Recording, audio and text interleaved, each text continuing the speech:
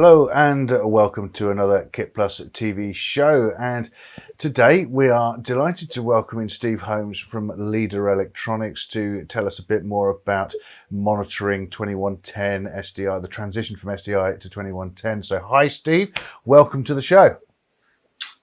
Thank you very much for having me on the show today. Excellent. Now, Steve, we're going to be talking about the transition from SDI to IP, and I'm guessing you need a whole new tool set to look at this and to make it look like the video we're used to. Talk us through how we're going to do this. Okay, just like when we started from analog and we went to SDI, we made a tool set that still looked like the analog view, but it was looking at the SDI data.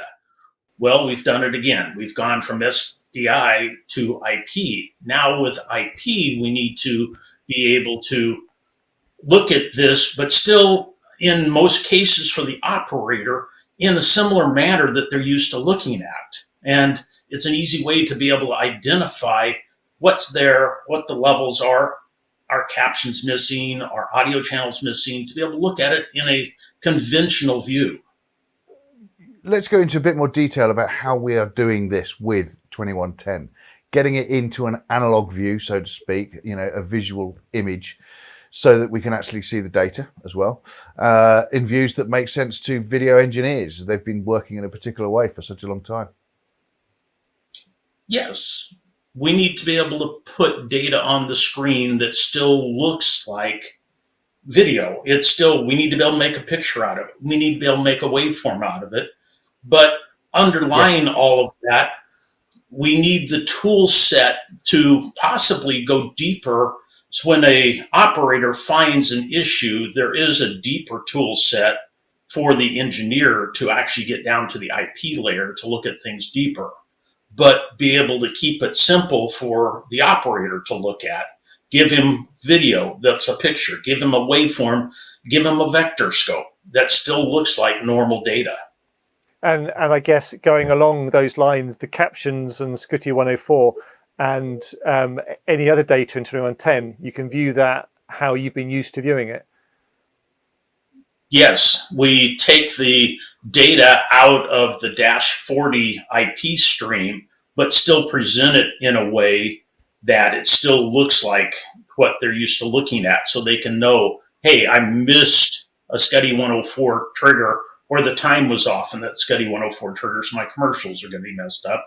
Or, hey, I'm looking at my captions on the left side of the screen here. In the SDI, I look at the right side of the screen. I can put my IP right next to it and verify that the data is coming through visually.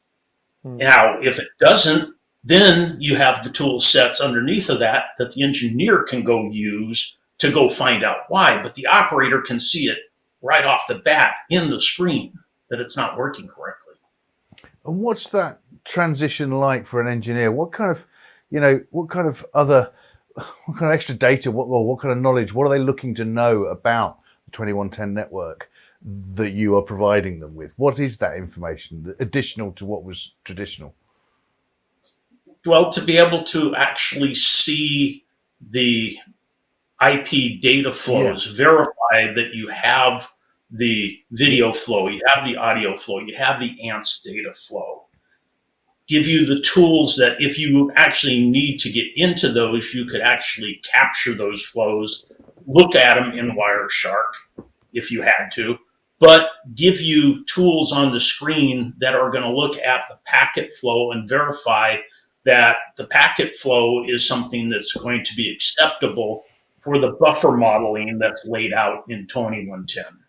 Where can people go, Steve, to find out more information on this transition? Because I think you've done a couple of help videos as well, haven't you?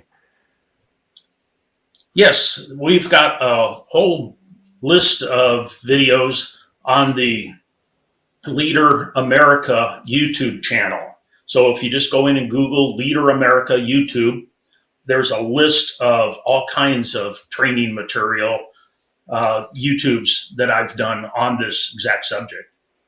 Yeah, I think one of them I think you've got an IP 101 for the operator and engineer, I think, isn't it?